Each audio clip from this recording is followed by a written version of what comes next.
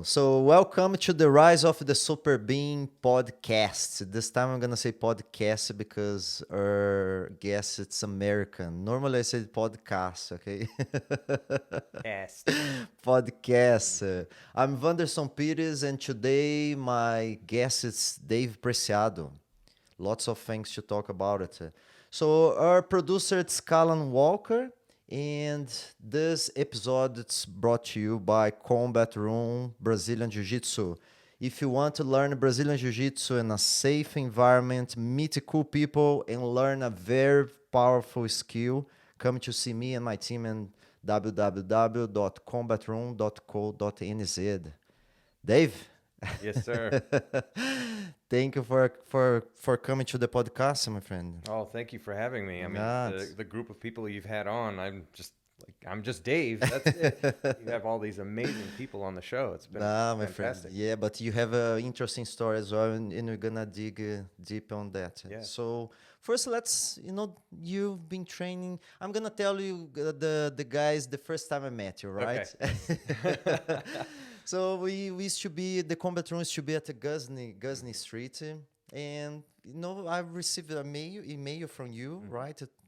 Asking about maybe start training. So you came from America and used to train with Hay. Mm-hmm.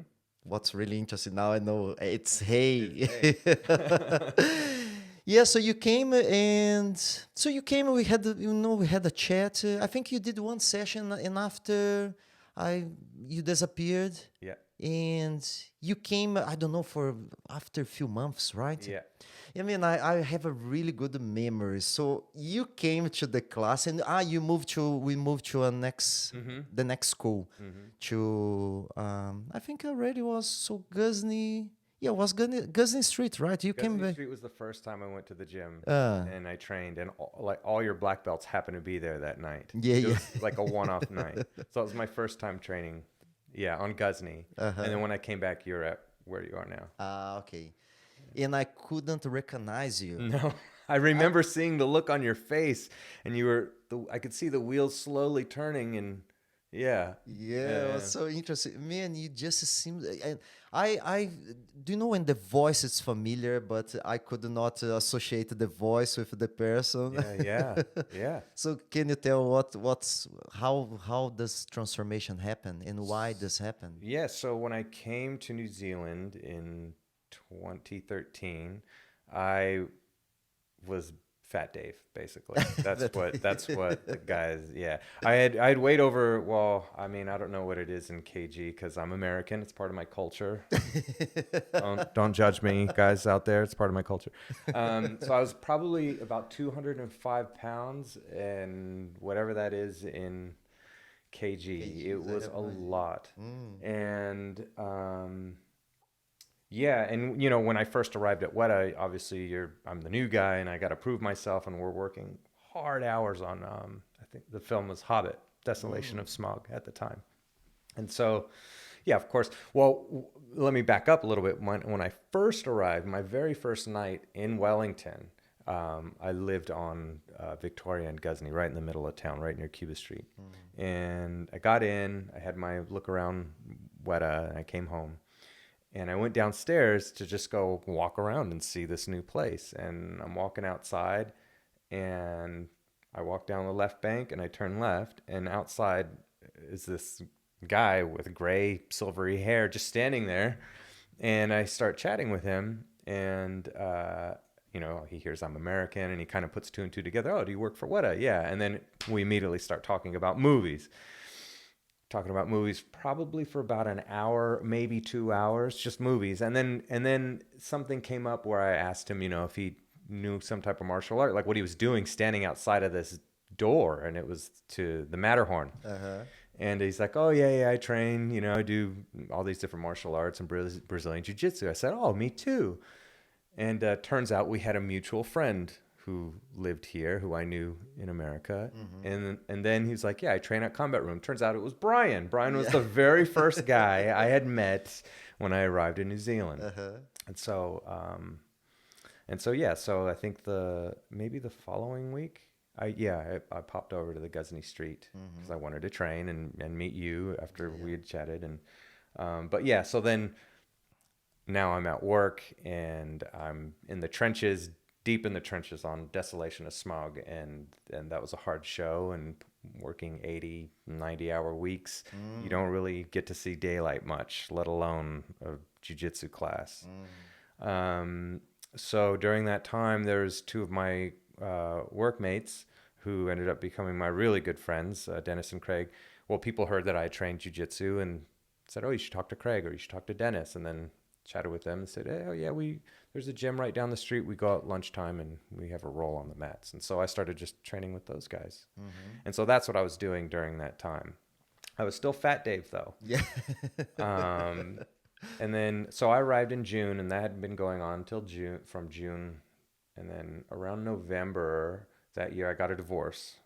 And that really is when I like kicked into gear and had to do something to kind of change a little bit. You know, you go into this dark place and, you know, and two, along with the whole new arriving group of people, you know, nobody who came over for Desolation of Smog, you know, no one knew anybody else. So we were all we knew together. So we'd go out and drink every weekend, and doing that and going through the divorce, I was like, okay, first of all, I'm done being hungover all weekend and missing New Zealand. I want to see New Zealand and I need to make a change. And so I continued training with those guys at lunchtime.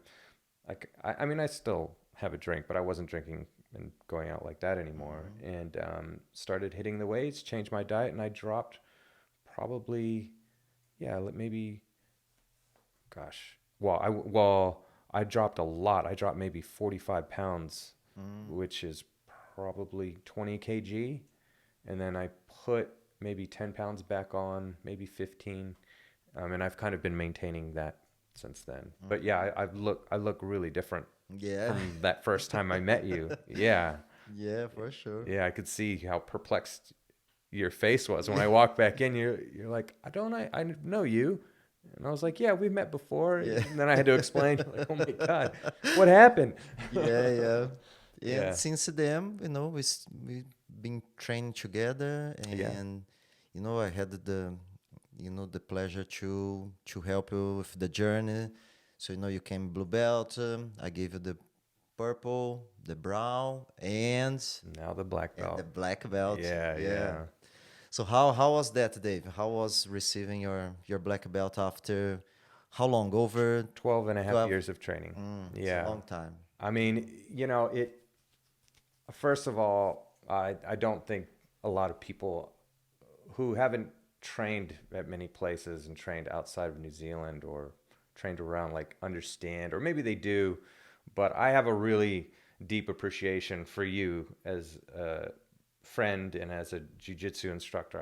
I mean, it's just, I kind of hit the jackpot here, having you in Wellington, and your knowledge is so deep, you know, so to find you and just kind of everything kind of aligned, and I immediately felt at home, you know, when I walked into your academy. And yeah, getting the black belt, I mean, I'm still buzzing from it. It's been just, you know, almost 2 weeks now, and I think, and has it been 2 weeks? Yeah, 2 Yeah, weeks. I think back to that moment when, you know, when I was training at the very beginning as a white belt, and that switch of or something crystallized that, oh yeah, no, this is jiu-jitsu is part of my life now. Like this is, I'm doing that. I'm all in no matter what. You know, I'll get hurt, but I'll still climb up to class. I've climbed up those stairs on crutches before, you know, like it's just something that I have a lot of respect for. I think, it just made me reflect on all of those years and what that meant and what a black belt means to me. And it's not like, well, I guess I'm invincible now. No one's ever sweeping me or tapping me out ever again. It's not that even in the slightest, you know. It was a time of I'm still in a kind of a deep reflection part of of receiving this. Yeah. And Dave, what was your motivation to keep, being a white belt who never quit? Man, I mean, that's a complex question. I mean, there's I guess a complex answer to that simple question. If I were to really dig in deep, I would say, the being bullied, as a kid, or experiencing a lot of fear. I mean, I didn't grow up in like a horrible neighborhood in LA, but there was still shootings all around. I mean, it was routine to hear police helicopters flying around and seeing bodies covered with white sheets. And I mean, I've seen this with my own eyes, and kind of always, if I go walk down the street, kind of always keeping your eyes open. And so there's that element of building the confidence that Brazilian Jiu-Jitsu gives you to kind of hold your head up high and not be afraid if something were to happen. But this has done now is, I mean, it's that type of altercation isn't even remotely on my radar. Not even, it's like the last thing I could ever see happening now, Yeah, so interesting. And it means something else now, but that was a white belt. That's kind of where my mind was, is like, oh, this is okay. I can kind of take care of myself. And also I was going to the gym a lot, which is where I met my first jiu-jitsu coach. We met at the gym, and I had been going to the gym in LA, for a year or two or something. And when I met him there, there's this little story there. So I used to go at lunchtime, and I was working on the first Avatar at the time.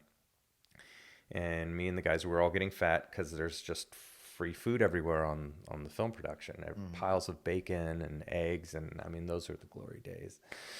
And and we were all putting on weight. So as a group, we kind of said, hey guys, we need to go to the gym. So we started going to the gym, and I remember seeing this big guy covered in tattoos, big head and mangled ears, and he would have his headphones in, but he'd work out like a maniac, and he was always at the gym, this guy. And I'd always made a point never to use a machine that I felt like he was going towards. I'm just going to avoid this guy.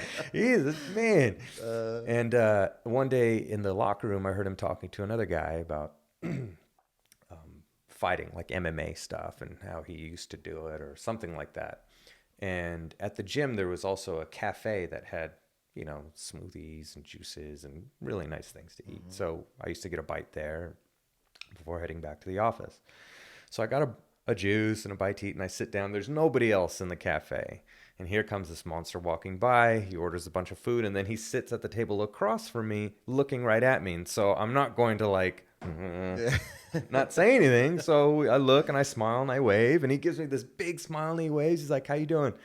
I'm like, oh, great. And I took that opportunity to ask him about what I heard in the locker room. Like, oh, I heard you back there, you're a fighter. Are you a fighter?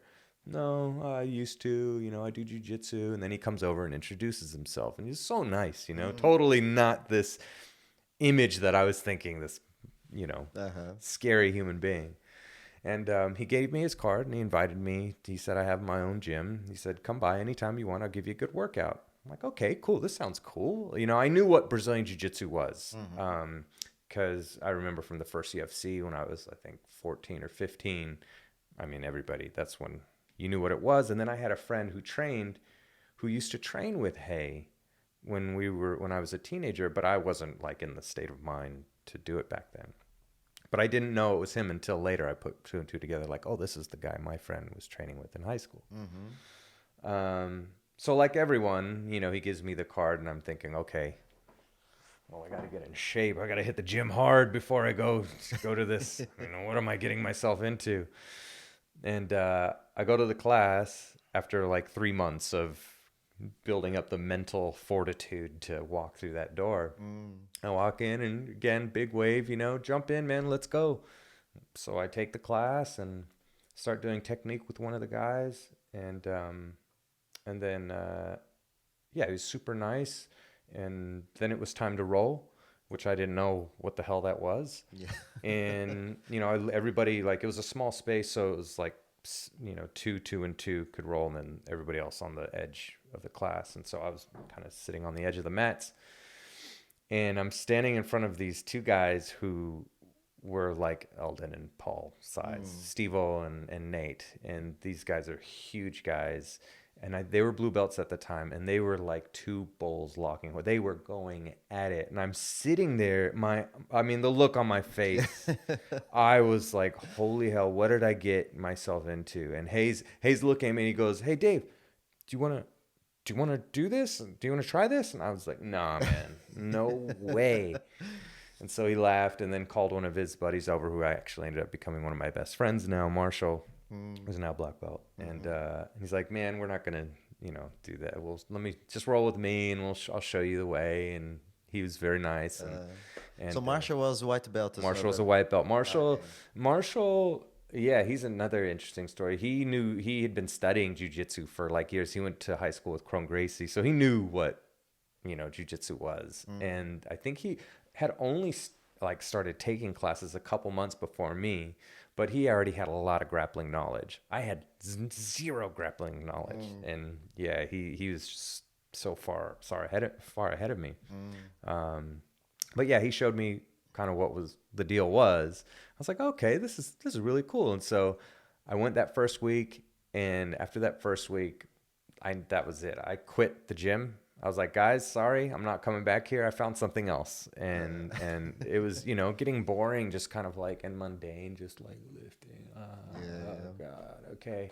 And this was something new. It was a different group of guys. And I think had always kind of been searching for that group of guys to just kind of align myself with. And that was it. The rest is history, I mean, you was really lucky as well to start your journey with someone like Hey Diogo, what's one legend from Carson Grace. I know. Yeah, I had no idea at the time. I knew nothing, I knew the Gracies, and I knew nothing about him. And I don't think I had heard of Carlson at the time. I only knew Hoist, right? You only know Hoist from UFC. And, the longer I stayed, and then you get these guys, Andre Galvao coming through, Lero Machida, Walid Ismail, Marilla Bustamante, and then you hear all the other guys talking about the history of Hay, and then spending time with Hay. He actually lived in the same apartment complex as me, and so I got to spend a lot of time with him, and he became one of my good friends. And I went to Brazil with him, and that was... Yeah, can you tell the story about you going to Brazil? Yeah. So, it was 2009, and we went when it was winter in Brazil. So this kind of a June, July. Yeah. So it was my best buddy came with me, Jay, who he didn't train jiu-jitsu. He just wanted to come to Brazil. Yeah. And so it was a 13-hour flight from LA. We flew to Miami, then Miami to Rio, and it was horrible flights. Didn't get any sleep. But we get to Rio, we arrive, and that was the first time other than going to Mexico that I had been out of America, like really far away from America. Yeah. And so we get our bags, and we're leaving the airport there, and there's like this corridor going up, and it's all blocked. So it's like this hallway, and you go through the corridor, and then it opens up, and there's probably about 200 people there screaming at you to take them to change money and to take their cab and all this stuff. I had no idea what all these people were screaming at, but they were just screaming a lot. And then there was these 4 stalls where you could exchange money, and there's all these Brazilian girls in there trying to wave you down, and these two literally like clamored and fell out of the thing and came running towards us. And I was like, okay, well, you guys put in the most effort, so you win the prize. So I'll come change my money with you guys. So I changed my money. We got in a cab. When you get in the cab, and as soon as you pull out of the airport and you look to the right, there's the favela. You could see it's real, and it's right there.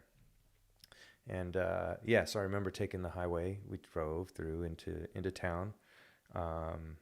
We get to the hotel, and they spoke English there. Hay had set it up because he was like, they speak English here, and he was going to stay there.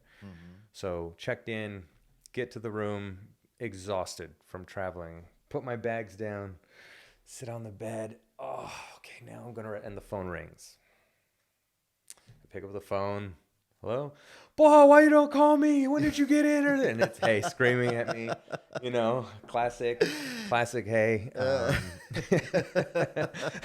Like, hey, I literally just got to, Paul, be downstairs in 20 minutes. I'll come pick you up. Okay. And I need to say he's a really good Portuguese teacher as well, because man, you swear better than I could ever dream to Well, swear in I learned from the Portuguese. master. Yeah. So we go downstairs and he picked us up, I think with Pedro Gracie. I think he came with, I think it was Kira Gracie's father, I think. I'm a little fuzzy, but I think it was him. So we get in the car, and I'm going to leave out some details here, but we get in the car, and and he's like, let's go eat. So cool. So we go to this place in Copacabana, or I was staying in Copacabana Beach, but he drives over to this restaurant on the beach, and you walk in, and it felt like Frank Sinatra and Dean Martin were just here. It was just right out of the 50s. It was this beautiful restaurant, and all these autographs of famous people were on the walls who've been there over the years. And nobody was there. There was maybe one other person, two other people there. It was middle of it was late after. It was probably about 4, and raining, pouring down rain. And we all sit down, and I eat garlic mashed potatoes and chicken parm. It was so good. The food was amazing. We're drinking beers, it was great. And so then it was like, okay, no, well, now it's time to rest. I've got a full belly, time to chill from the plane. It's like, okay, we're going to go back. We'll change. We'll get our stuff. We're going to go train. I'm like, wait, but wait a minute. And he's like, no, we'll go. Okay. All right, we'll go. So, so now it's dark. It was dark at like 5:30, and he picks us up. Well, we meet him again downstairs. He picks me and my friend Jay up, and Jay's just going to come and take pictures and video and watch. He doesn't know what the hell is going on. And so we go driving through the streets, and he pulls up at this really dark, unlit street and parks the car. And we all get out, and he goes, oh, I got to get some stuff in the car. He's like, go on upstairs, go inside, and I'll meet you there. And I'm looking around. I'm like, up there? And he's like, yeah. And it's this dark doorway. Remember, it's pouring down rain. And I'm like, no. He's like, boy, just go. Okay. So I go walking in the doorway. And I walk up one flight of stairs, and I hear this singing, and I walk up another flight of stairs, and this whole choir erupts in song, and it's like this surreal experience. I'm walking up to this legendary Carlson Gracie Academy with this choir of, I don't know, a couple dozen people singing, and there was like a church that they were practicing their singing. I'm like, what is going on? Yeah. So I walk up again to the 3rd floor. And there's this big metal door with all these stickers. I mean, the history there. I mean, there's just like thousands of stickers on there piled on each other. And I just froze in front of the door. Like, I don't feel like, I didn't even want to touch it. The energy was like, oh my God. And, I wait for Hay to come up. And of course, he yells at me while I'm waiting. Well, why didn't you go in? Well, I'm scared. So, so he opens the door, and, as soon as he steps foot inside, the whole place erupts. Hey. And then I come in, and the whole place gets quiet, and everybody's looking at me. And then he introduces me to Marley Gracie, Carlson's wife, was sitting at this little desk, and he's like, come meet Carlson's wife, and oh, nice to meet you. And he's like, buy a t-shirt from her. I'm like, yeah, okay, sure. Okay, buy t-shirts. And then he said, go change, and then we're going to train. And so he pointed me to where the changing area was. And it was like a curtain, I opened this curtain, and there's this there's like a hole in the ceiling exposing the roof, and, holes on the walls where pipes are. And you could feel this place has seen some stuff. And so I get changed, and I come out, and I was still a white belt then. I was a 4-stripe white belt, and one of the coaches starts yelling at Hay in Portuguese, why'd you bring this white belt here, and Hay just kind of put up his hand and said, he'll be fine, don't worry about him. And so we do the training, and I trained with Hay for the first time, to do technique and stuff. And And then it was time to roll. And I rolled with Hay for the very first time. I'd been training with him for about a year and a half. So the first time he and I rolled was in Brazil. Oh man, that's Yeah. pretty special. At the Carson Gracie Super Academy. special. Yeah. I mean, of course, he just destroyed me, but like it was still, whoa, this is the first time I'm rolling with my coach here. And so then I think it was Saporito came and said, okay, he spoke a little bit of English. He said, here, you roll with this guy. He's another American guy. And he was a blue belt, 4 stripes, big black guy. And I was like, okay, here we go, you know? And man, I was fighting for my life. You know, this poor guy had no idea what was coming. And I just poured it on him. And I knew they were all watching. And so, so then after that roll, they said, okay, roll with this guy. And he was a purple belt. He was more my size. And again, fighting for my life, you know, here I'm thinking, okay, the Brazilians are going to kill the American, you know, and had a good roll. I don't think, neither of us tapped each other out, but it was a fight. And then the last one, they bring this massive guy, Brazilian guy, purple belt, and I tried, and good, it was a good fight, but yeah, I think he tapped me twice. And then after he was trying to tell me, he's like, oh, you're really strong and, you know, it's good. Thank you. You know, and what little, English he had and what little Portuguese I knew. But it turns out that almost everybody there understands or speaks Spanish. So I could speak a little bit of Spanish. So I was able to communicate, say certain words in Spanish, and then they would know what it meant in Portuguese. And so I was able to communicate with these guys. And so at the end of the night, you know, I'm thankful I didn't die. And Saporito comes and he makes everybody sit down on the edge of the mats, and he grabs me. Come here. He grabs my sleeve, stands me up, and no, Saporito. Ray was there. Yeah, he was sitting there, and he starts screaming at his guys. He's like, and pointing at me, and he was telling them like, this is how we used to train. This guy's how we used to train for Carlson. You guys need to train like this guy. And I'm looking at him like, no, bro, no, don't do this. You're not going to survive this. I'm never going to come back here. And so that was my first training in Brazil. And so, you know, I'm thinking, okay, cool. I'm ready to go back to the hotel and chill out and sleep, you know, I'm tired. And so we get back in the car, and he's like, Boha, meet me on the sauna at the roof. We'll go to the sauna for a little while, and then we're going to go out and drink. And I was like, what? So we went to the sauna, and then we went out for drinks. And yeah, we went by and picked up a friend of his. Like, God, I can't remember her name. She was this older woman. She was in her 70s. She was so cool. And she spoke a little bit of English from what I remember. No, maybe not.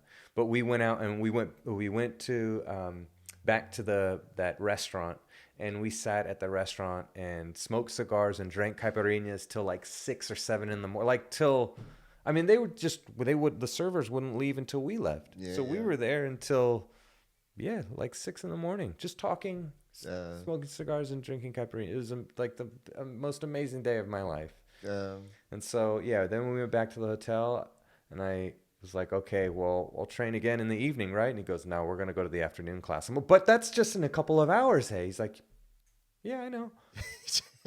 God, so I went back to the hotel, took a shower, slept for maybe 4.5 hours, and then went back and trained again. Yeah. For how long was this trip? About 2 weeks. That's awesome. Intense, right? Super intense, yeah. That's awesome. The food was amazing. It was really cool when everyone found out I was American. Everyone wanted to practice their English with me. So I had everybody who I met wanted to try and speak English with me. And yeah, it was really cool. Yeah. And how was the experience of meeting Kira Grace? Oh, yeah. So the last day, I forgot about it. So the last day of Brazil, so I had gotten pretty sick. Like I had a horrible fever. Hay and I were training on the beach, and we had gone for a swim, not realizing it had just rained the night before. So both he and I got real sick. And his ex-wife was a nurse at the time, and she phoned in. She was staying elsewhere in Brazil, and She's like, Dave, are you sick too? I said, yeah. She goes, look, I'm going to call the bellhop. I had a fever for like 3 days. I was miserable in bed. When my best friend had to sit there and watch me, you know, and I was like, dude, don't leave, don't let me die in a Brazilian hospital, bro. Please. Please don't leave me. If I die, just leave me here. So he actually had to go back home. His sister was in a car accident, and he's like, dude, my sister's in a car accident. I got to go back home. So he had to leave. And I have this horrible fever. So the ex-wife called, said, you have the fever? I said, yes. She goes, look, I'm going to call the bellhop downstairs, give him $20. He's going to go to the pharmacy and get you one pill. And she's like, just take the pill and that should sort you out. So he did just that. He brought up this antibiotic. I popped it literally within an hour. Fever gone. I felt great. So at that point, I still had a few days left in Brazil. So we were training again. And then the last day, I said, I'm going to take you to Barra de Tijuca. And we're going to go to the beach. Because it had been kind of not beach weather at all in Copacabana. But over there, because it's probably about, I think, an hour, maybe 45 minutes out, it was beach weather.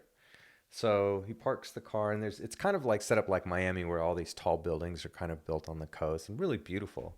And we're walking up to this bluff, and there's a little, I don't know what it was, like some type of shack place where you get like food and drinks and stuff. There's a bunch of people out there, and hey, everyone's screaming it, hey, like it was like being with a rock star. And there, everybody knew this guy. I'm like, jeez.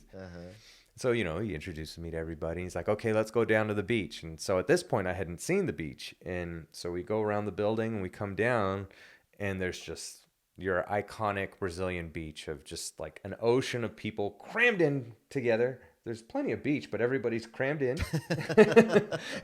all naked and brown, basically. And it was just a party on the beach, and people were playing games, playing sports. You know, it was a music playing. It was awesome. I'm like, man, hey, why couldn't we just come here? We're working too hard, bro. And so, yeah, we're hanging out, and he's introducing me to tons of people, and then, you know, he goes off and starts chatting with other people. I think he saw Pedro again. And then as he gets up to leave, he goes, oh, hey, this is his daughter, Kira Gracie, you know, talk to her. And I didn't know she spoke English. So I'm like, oh, hey, how are you? And she just kind of smiles and waves. And then I'm sitting there like an idiot, like, well, what do I say to this person? You know, there's this beautiful Brazilian Kira Gracie. Queen of Jiu-Jitsu. Queen of Jiu-Jitsu. Yeah, unbelievable. If I would have known she spoke perfect English, I didn't find out until kind of towards the end when we were leaving. And she goes, "Oh, it was nice meeting you." I'm like, "Oh, you speak perfect English?" She goes, "Yeah." Yeah, she was really nice too, and everybody is just so warm. You know, the people are really. You know, it's weird the dichotomy in Brazil where you see like you could sense that there's danger around, you know, like the group of 30 guys hanging out on the street corner in the middle of Rio. It's like, okay, that's a little suspect. I'm not going to go near that. But then when you meet people one-on-one, it's like you're part of the family instantly. And especially if you know 2 words in Portuguese, you know, you're like, oh, now you're really in, you know, and it was, it was such a unique experience. What an amazing experience. That's super cool. Yeah, and hilarious. It was so much fun. Yeah. And so David, let's go back a little bit and talk about what do you do at Weta? So you're a senior animator? Kind of, yeah. So I'm in the motion world, and I do have to know animation. I have a degree in animation, but I'm a senior motion editor at Weta Digital. So I deal with the motion capture data and getting that onto a computer-generated character like Gollum, or like Caesar from Planet of the Apes, or like Jake and Neytiri from Avatar, or any other character who uses motion capture, which is now everywhere. And so my job is to make sure that that human performance gets transferred onto the computer generated character, and that performance is true. And you know, it gets quite complicated when you have different joint lengths. So if my arm's this long, but a chimpanzee's arm might be this long, when I touch something here, the chimp's going to touch it out here, right? So I need to make sure those contacts work and this exchange works, and the tiny little subtleties in the human performance when they're emoting and stuff, because there's things at the micro level that we see, that we experience, but we don't really recognize. Only when it's not there. When it's not there, we know something's wrong. So it's my job to make sure all of those little tiny things get put in there as well. And augmenting performances like, a stunt performance in a fight, they can't really hit each other. So they'll throw a punch. So then on our side, we need to make that contact work, or wherever that contact is. So there's a lot of, it's a good balance of technical and artistry, and quite specialized, which is kind of what brought me here to New Zealand. And you have a interesting story about movies because of your father. No, your father is still working in movies, right? Not anymore. No, he hasn't been in the film industry in a long time. But yeah, he's kind of, so growing up, a few doors down, as a kid, my best friend's father was like maybe a gaffer or something, or a camera assistant, and he worked on a bunch of old, like Poltergeist and Starman and all the Fast Times at Ridgemont High, like all these old films in the 80s. And at the time my dad worked at a factory, but also he was a builder, and he had a construction company with my uncle for a little while.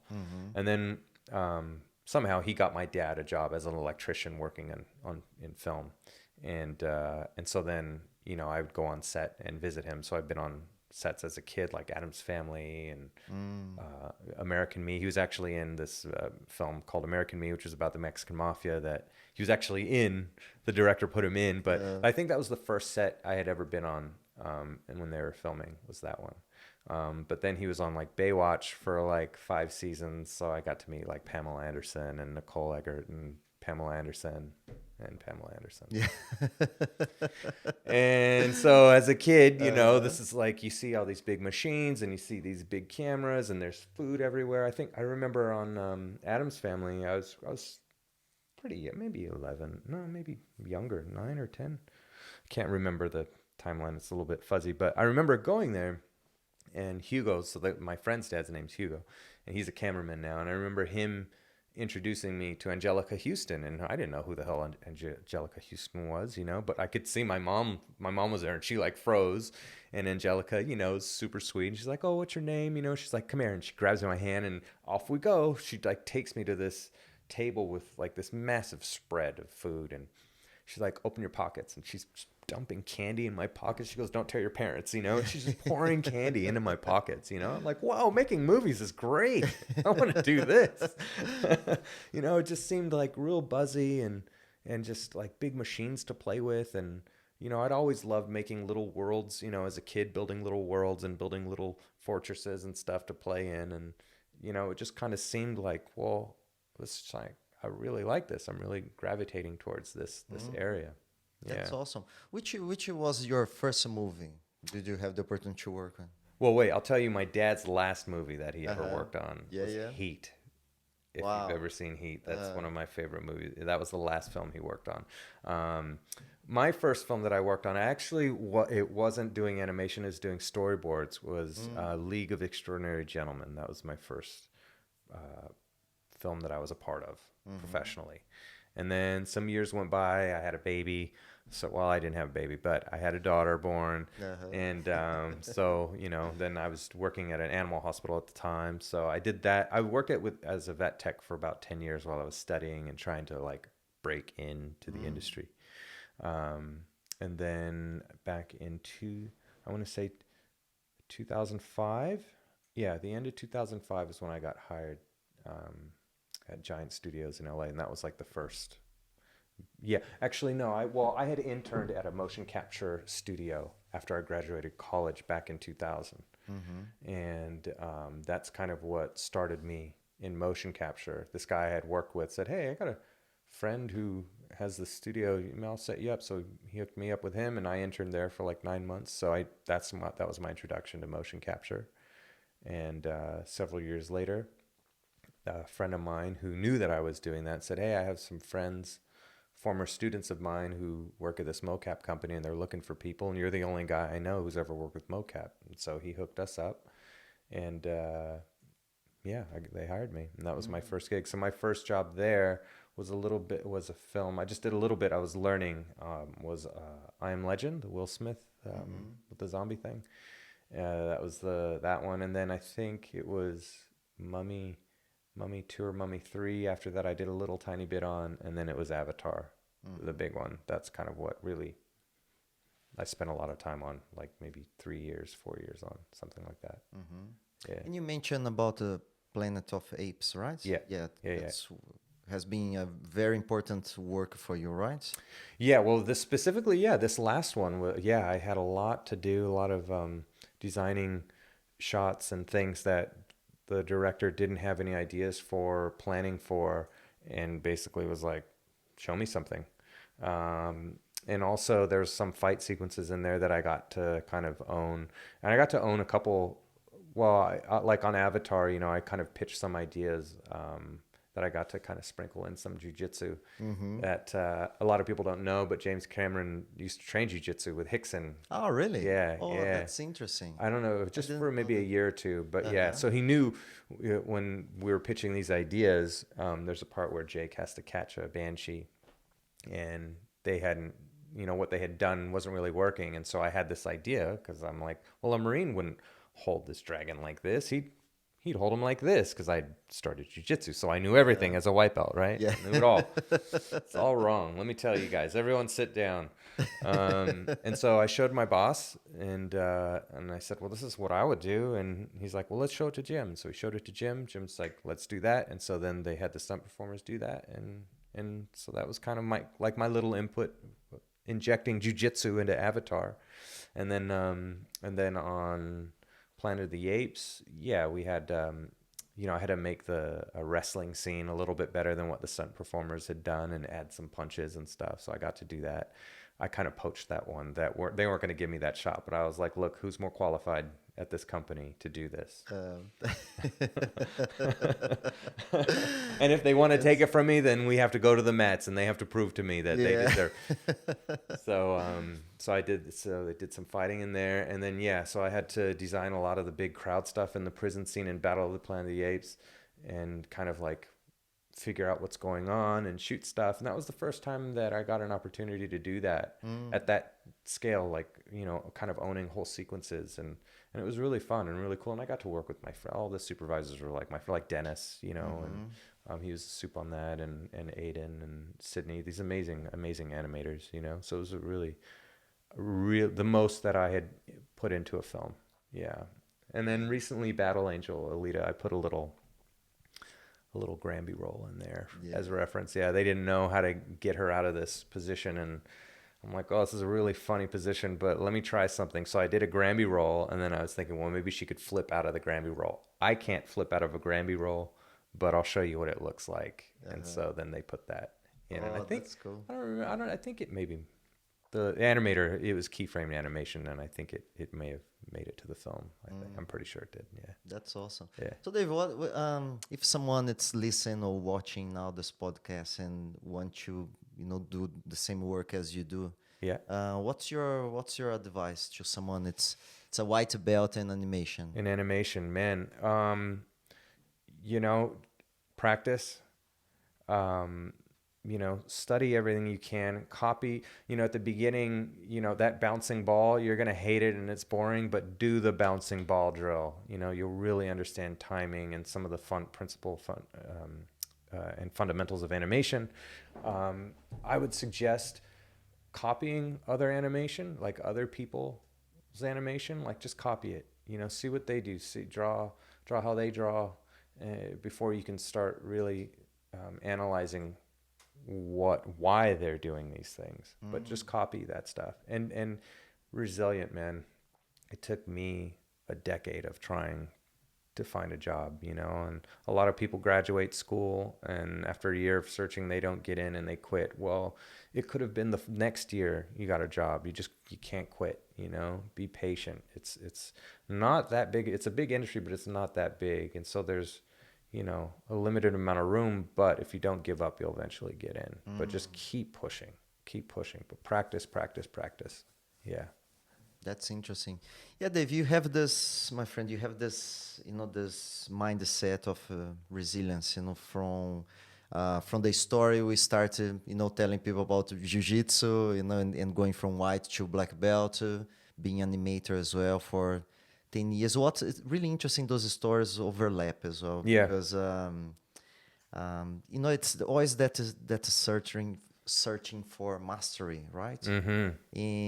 But another story as well shows lots of resilience from you. It's when you was 18, you had some bad news, right? Yeah. So I had, it was my last year of high school, and I graduated high school, and maybe about a month after graduating, I wasn't feeling well. And for about 6 months, I wasn't feeling sharp.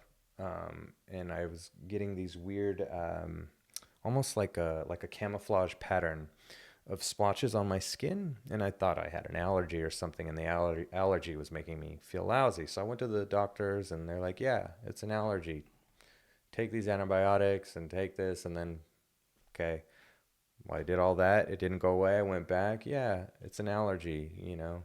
Okay.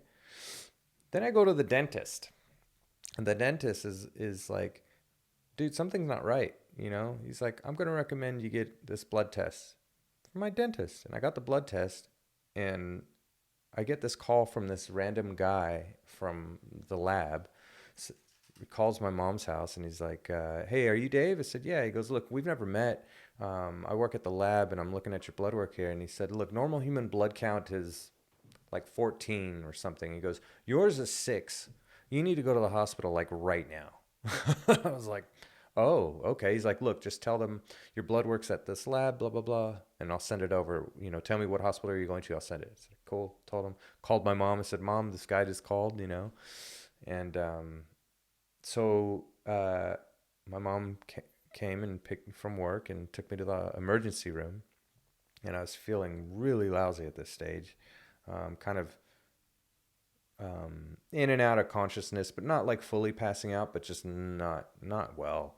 And after some time waiting in the emergency room, they admit me, and I'm talking to the doctors, and they do some blood work, and they see that the blood count's low, and they said, well, we're going to keep you over the weekend.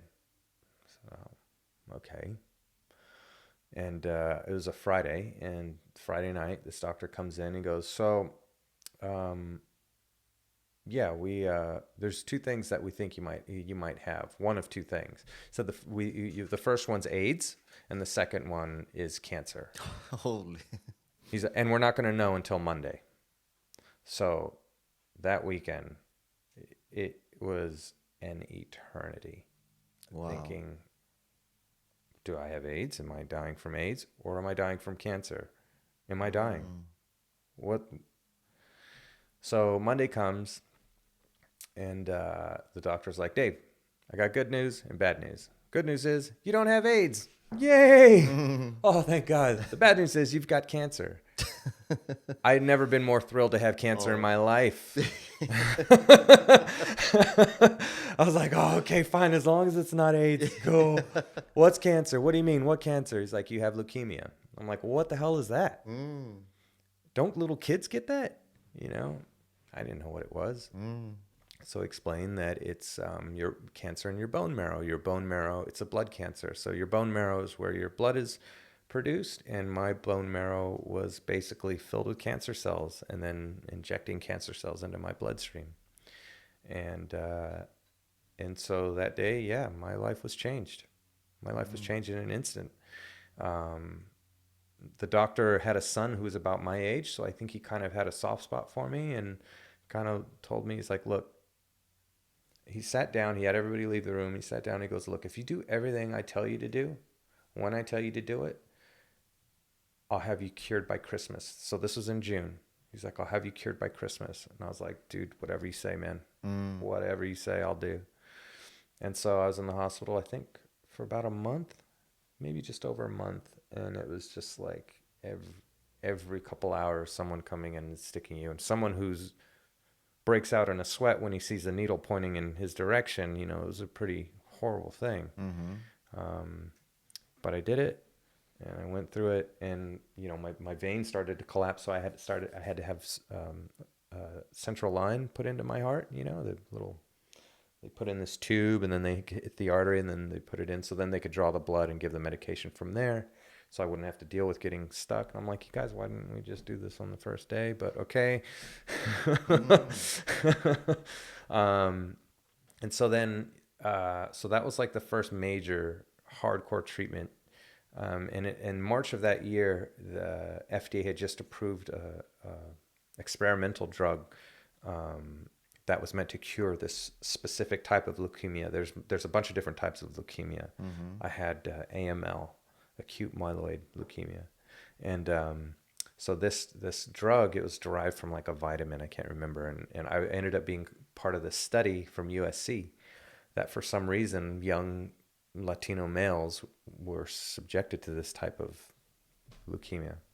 So they gave me the pills on top of chemotherapy. All my hair fell out. I dropped down to like 100 and I think 15 pounds was my lightest. So that's probably like Lillian size, like 50 kg. Can you imagine me that size?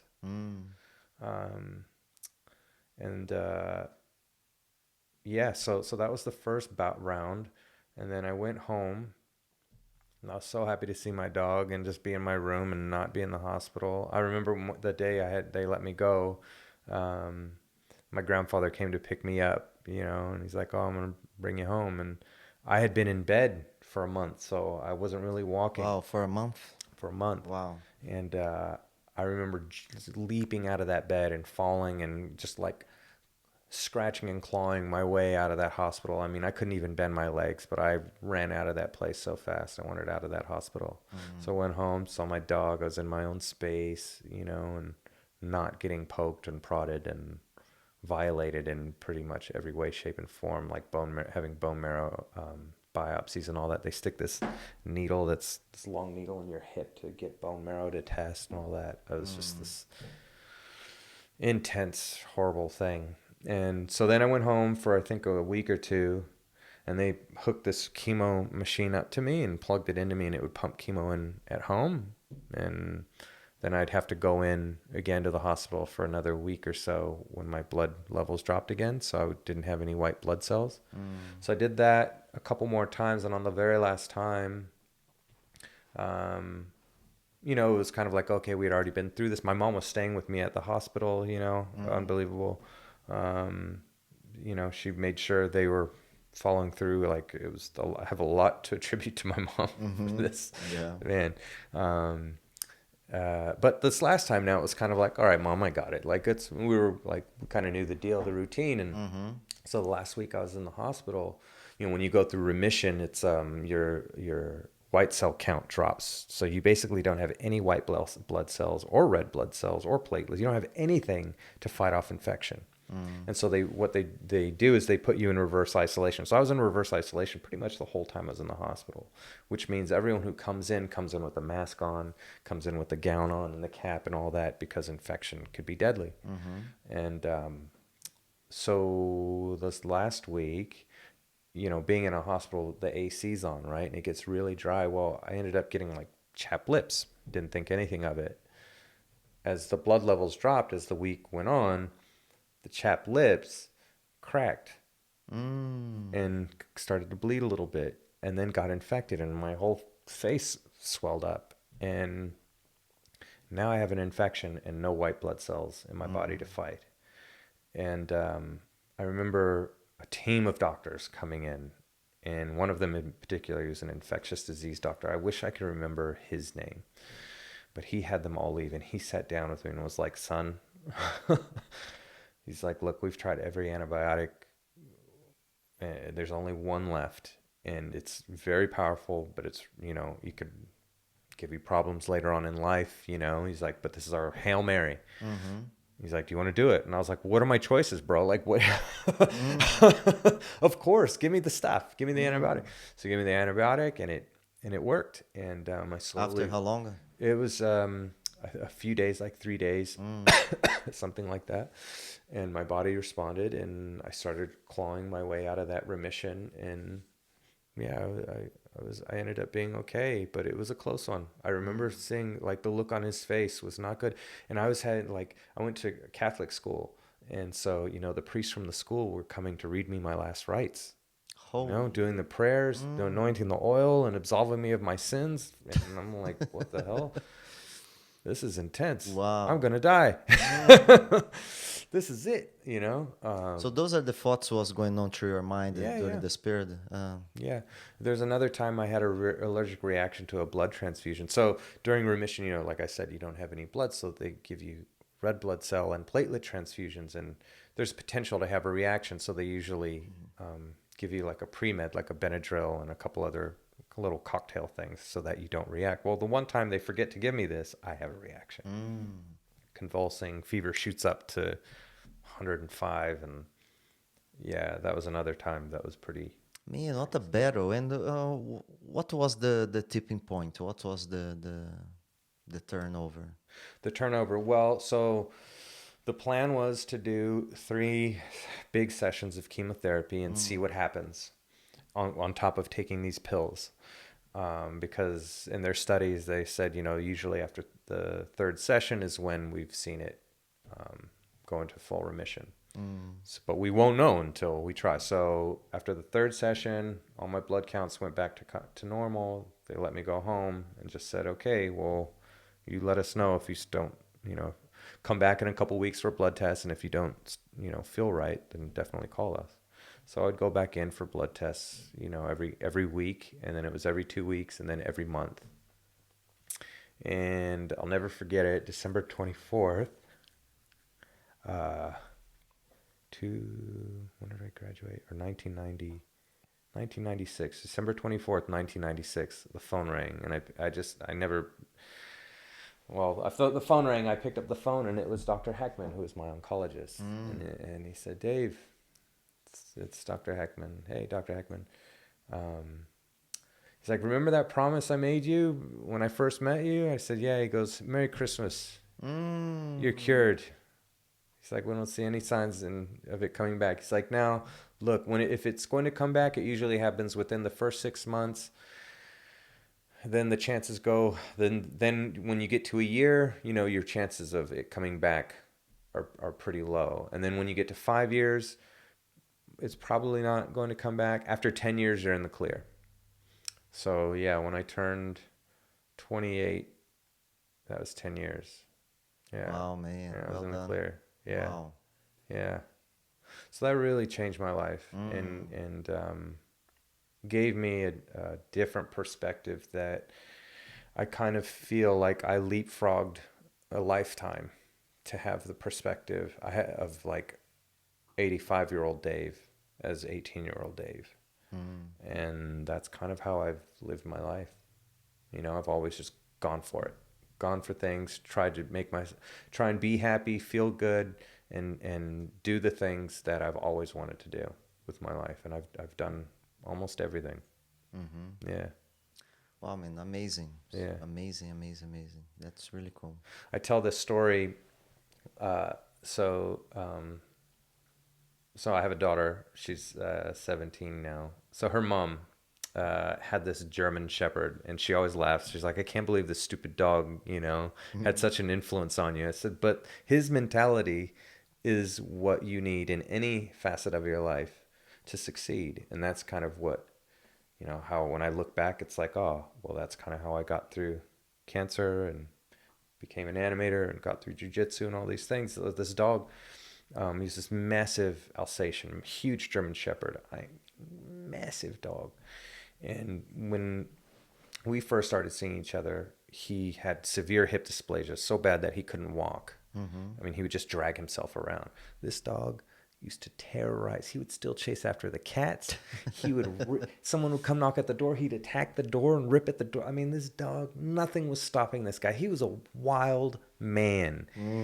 And I remember once, I was it was at her mom's house. I was eating a sandwich, watching TV, and out of the corner of my eye, I see movement, and this dog crawled, jumped up, ripped the sandwich out of my hand, slithered across to the kitchen and swallowed the whole sandwich. I mean, he just, whatever he wanted, he took. Because he couldn't walk, that was not stopping him. I'm like, that's how you need to be in life. You know, this resilience, this just, well, I don't care. I'm going. This is what's happening. So whether you like it or not, you know, this is what I'm going to do. And I always admire that stupid dog, Crockett. He had one ear that flopped down and one ear that was up. Oh man, he terrorized everybody. This dog who couldn't walk is unbelievable. Yeah, that's amazing, man. So Dave, now you're taking classes as well at Miramar, right? Can you tell a little bit about it? So if people it's living in that area and would like to go and meet you and start to learn the journey as well with Jiu-Jitsu. Yeah, so I have a Combat Room Association, Combat Room Miramar. We run out of Endorphins Gym off of Park Road. Right now, I only have official afternoon classes at lunchtime, 12:30 to 1:30. Wednesday, no gi. Thursday, Friday, gi. And yeah, I have probably about 15 active students, most of which work for Weta, but I have a couple who don't work for Weta. But our visual effects studio can tap your visual effects studio any day of the week. The challenge upping. ILM, I'm looking at you. Come on, guys. That's awesome, brother. Yeah, thank you so much for your time. And yes, such a pleasure, you know, to have you as part of our team and, you know, and call you as a friend as well. Yeah. I was super happy, you know, it's something, you know, we've been planning, you know, to get to the black belt. And yeah, man, I had so many, you know, expectations, and it was such a beautiful day. We had such a awesome ceremony at our academy, you know, not only you, but we had, you know, a couple of more guys, you know, Sam and Norm receiving the black belt together. That's amazing. And I hope we just keep, you know, growing and learning and, you know, rolling together as long as we can move, right? Like the dog, eh? Like the dog. And that's the thing, you know, we briefly talked about mastery. You know, mastery doesn't mean it's over, you know. No, never. Not even remotely. Mastery is just, I've got the fundamentals and I can pass this on, and now we can evolve. Yes. You know? So I'm happy I get to do that with you. That's awesome, man. My friend. Thank you so much. Thank you. It's been an honor to be on this show, you know, and being in the company of guests that you've had on. You know, it's quite a special thing you're doing. So thank you for doing this for the community and everything else that you do for the community. It's quite special, especially for someone who's not from here. You know, I get it. And we chose this place, you know, so giving back, it's special. Yeah. Thank you so much, brother. Thank you, man. Thank you. And thank you, our producer, Callan Jamie. Walker. Jamie. He's playing Jamie. Jamie, can you pull that up? That's awesome, man. Oh, super cool, man. Yeah, super awesome. cool. Thank you very much. Yeah, thank you. How